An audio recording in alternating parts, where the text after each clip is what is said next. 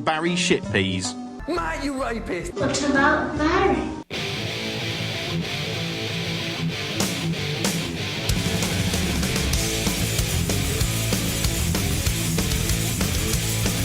Well, I've been to Hastings and I've been to Brighton. I've been to Eastbourne too. So what? So what? And I've been here, I've been there, I've been every fucking where. So what? So what? So what? So what? You boring little cunt. Well, who cares? Who cares? You do. Yeah, who cares? Who cares about you? Well, I fucked the queen, I fucked Bach, I've even sucked an old man's cock. So what? So what? And I fucked the sheep, I fucked the goat, I ran my cock right down its throat. So what? So what? So what? So what? You boring little fuck. But who cares? Who cares what you do? And who cares? Who cares about you? And I've drunk that, I've drunk this, I've spewed upon a pint of piss. So what? So what? I've had skank, I've had speed, I've jacked up until I bleed. So what? So what? Get off that fucking telly! Don't fucking waste my money! I reckon my favourite show of 2007, right, was this thing called Charlie Broker's Screenwipes, yeah? And it had this theme tune, right? It went like do do do do do do do do do do do do. Oh, Noel's HQ, right, was the best TV show all year. Totally shouting a Cranford Christmas special. It was basically like the Have Your Say comment bit at the Daily Mail website, but on the telly and with Cheggers and that, you know? So you got these heartwarming bits and silly bits and bits where he complained about red tape and councils. Brace yourselves for these. Maggie Gebbott, 63, was given an £80 parking fine by Bromley Council after her pay and display ticket had peeled off her windscreen in hot weather. There was this brilliant bit where this soldier, right, who wanted planning permission for a bungalow and the council had refused it. And then the press bloke for the council, Mr. Van Den Boos or something, he didn't want to talk to the programme because he said it was like an entertainment show. Their head of press, Jim Van Den Boos, actually said, "We don't talk to entertainment shows like yours." Well, You know, just because the audience has got big foam hands on, it doesn't mean Noel's HQ is an entertainment show. It's not even entertaining, really. don't simply think this is an entertainment show and decide then that you don't want to talk to us. Noel went like proper batshit. I thought he was going to hit someone, man. Actually, I created this show. I do not get paid a penny to do this show. I decided, no fee, I wanted to put my heart and soul into it. It's good that Noel wasn't getting paid, actually, because it meant he wasn't doing it for the money, but for, like, exposure and power, which is, like, sort of purer, really. Because I want to fight people like you and your council, because I think you're at the heart of what is wrong with this country. The only way you can improve it would be, like, giving it a bigger budget and putting Noel behind, like, a Gatling gun in, like, a turret or something. That Rock Rival show, right, was about these, like, judges on this X Factor type show, and it was so realistic. Like, I thought it was real, you know, until, like, a mate of mine pointed out all the names on the end credits. I couldn't believe it. I was like, oh, my God. You know, they were actually played by real actors. No, I'd stopped believing in myself, and now I feel like I've just turned a corner and... I thought Michelle Collins, right, was playing this judge, but as it turns out, right, she was playing this Michelle Collins judge, right, as Michelle Collins. It was amazing. Some of the things they say are so realistic that people don't even say them in real life. It was genius. Genius. I don't much care for that. You just see these eyes of this gorilla, and like the camera is slowly pulling out as Phil Collins is playing. Phil Collins is playing in the background. Why is Phil Collins playing in the background? I've got to find out. It's like a mystery. When the drums kick in, it's like.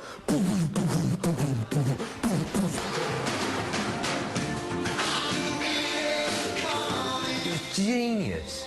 Really like that. Inside Nature's Giants, that was disgusting, bloody horrible. Basically, it was like what you'd see if you hit a really big mammal with a bus. They'd like cut open an elephant and I'd be like, no way, it's got all this stuff inside it. It was amazing. It's like, I thought animals were just full of meat like they are in the shops, but actually there's like stringy bits and balloon bits, and it's mental. The inside of an elephant is mental. All the scientists were doing it, kept looking at like bits of gut and that, and going on about how it proved the theory of evolution and that there is no God, you know. Of course you don't think there's a God if you just killed an elephant. They were basically hacking up zoo animals and saying there is no God. Oh, the fucking police have got their eyes on them. Are you smarter than a 10-year-old? Are you smarter than a 10-year-old? I could sit and listen to that all fucking day. Earlier on this year, right, it was like the last grandstand on BBC. I was like, no, not the last grandstand. It was literally this woman standing in front of the bowls, literally standing there, and literally said, it's the last grandstand. And that really is it. That was grandstand. I was like, no! I couldn't believe it. I was gutted. Hang on. Mate, you rapist! Question time with Nick Griffin, right? That was really interesting. You know, you might not like his views, but he's got a right to wear them no matter how ugly they are or he is. Just because he wants to establish, like, a fascist Reich, it doesn't mean he can't be part of a democracy. I mean, I learnt shitloads. I mean, before, I just thought the BNP was racist, you know. I didn't know they were like, homophobic as well. People said he came across as an angry bigot, which isn't fair, because, like, he laughed quite a lot. Well, sort of. Part of his face laughed anyway, you know. The other half just sort of hangs there, staring at you like a frozen owl monster or something. It was a set-up from the off, though. The BBC tried to make him look stupid by, like, letting him speak. I shared a platform with David Duke, who was once a leader of a Ku Klux Klan, always a totally non-violent one, incidentally. So he was there, which was democratic, but the audience kept jeering at him, which wasn't democratic. I cannot explain why I used to say those things. I can't tell you, no. In the democracy, right, you shut up and listen to whatever the bloke on a podium says. All he was doing, really, was sort of speaking up for the sort of person who doesn't know all the fancy words about politics, or doesn't play the Westminster game, you know? You know, just a sort of common or garden person who hates blacks and Pakistanis and Indians and Bengalis and Chinese and Jews and Benders and Lesers and Labour voters and Tory voters and Lib Dem voters and anyone who's on a different mobile phone tariff or looks funny or has this sort of name you don't like the sound of. He's just the voice of the average Mate, you rapist! 2007. Oh, it was brilliant, wasn't it? Blair, eh? Oh, Blair. He was so good in it. It's like butlins, but you don't get wet. Lauren? Yeah. Am I bothered? I mean, when he did that, you just totally forgot about the war and, like, all those people that were killed and, like, those kids with their arms blown off and everything. Look at my face. Right, what are you doing? Is my face bothered? He wasn't bothered. He was brilliant.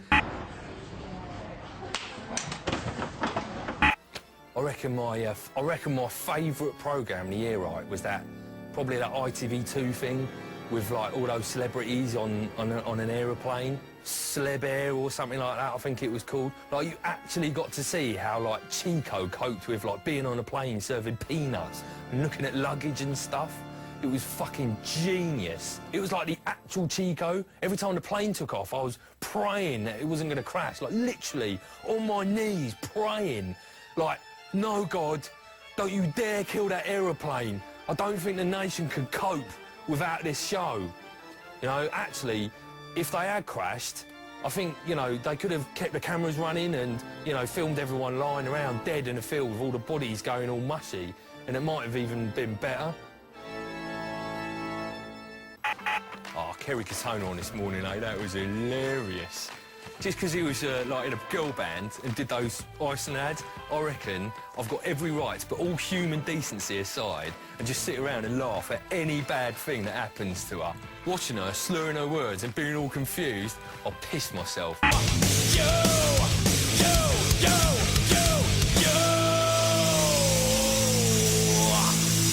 So fucking what? Yeah. Because, like, nothing's more funny than someone suffering or going through some sort of harrowing breakdown, is it? Cracks me right up.